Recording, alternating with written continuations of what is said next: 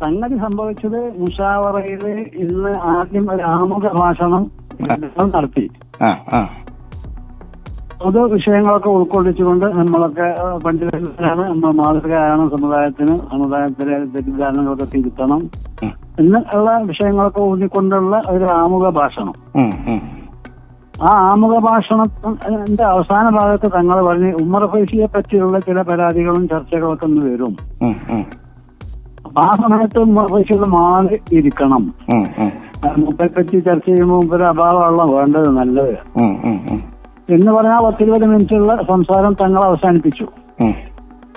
അങ്ങനെ യോഗം സാധാരണ നടപടികളുമായി മുന്നോട്ട് പോയി.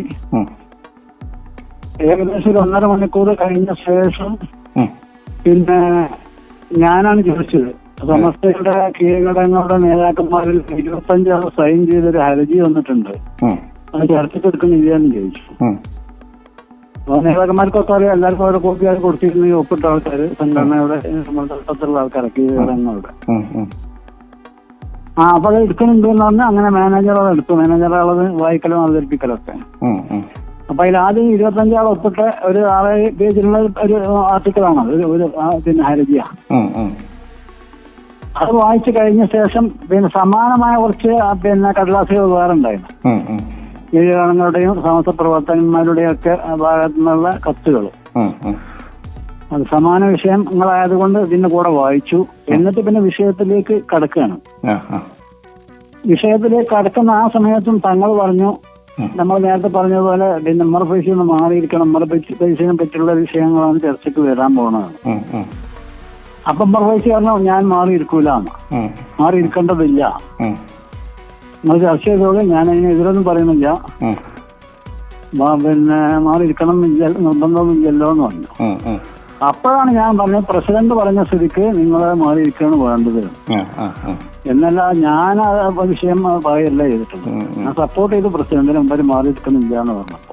അപ്പൊ നിങ്ങളടക്കമുള്ള കുറെ കള്ളന്മാരെന്നുള്ള രൂപത്തിൽ എന്തോ ഒരു വാക്യം മൂപ്പര് പ്രയോഗിക്കുകയും ചെയ്തു. അപ്പൊ പിന്നെ മൂപ്പര് വിഷയം തുടങ്ങുന്നതിന്റെ ഒരു മുന്നോടിയായിട്ട് ഞാൻ പറഞ്ഞ ഇടവണ്ണപ്പാറയിൽ പ്രസംഗിച്ചപ്പോ പിന്നെ ചില ലക്ഷണങ്ങളൊക്കെ പറഞ്ഞിട്ട് ഖാദി ഫൗണ്ടേഷനെ വിമർശിച്ചു, തങ്ങളെ വിമർശിച്ചു എന്നാണ് ജനങ്ങൾ മനസ്സിലാക്കിയിട്ടുള്ളത്. അത് 4 കാലന്മാർ നടക്കും, പിന്നില് മോൾക്ക് വളഞ്ഞ വാലുണ്ടാവും, ഇടക്ക് കുരക്കും, പിന്നെ നായെന്ന് പറയേണ്ടതില്ലല്ലോ. പക്ഷെ ആളുകളൊക്കെ അത് മനസ്സിലാക്കി കഴിഞ്ഞു.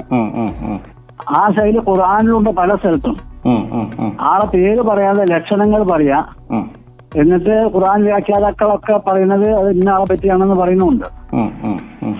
എന്നതുപോലെ നിങ്ങൾ പറഞ്ഞതുകൊണ്ട് ഉദ്ദേശിക്കുന്നത് പിന്നെ തങ്ങളെയാണ് ജനങ്ങളൊക്കെ മനസ്സിലാക്കിയിട്ടുണ്ട്.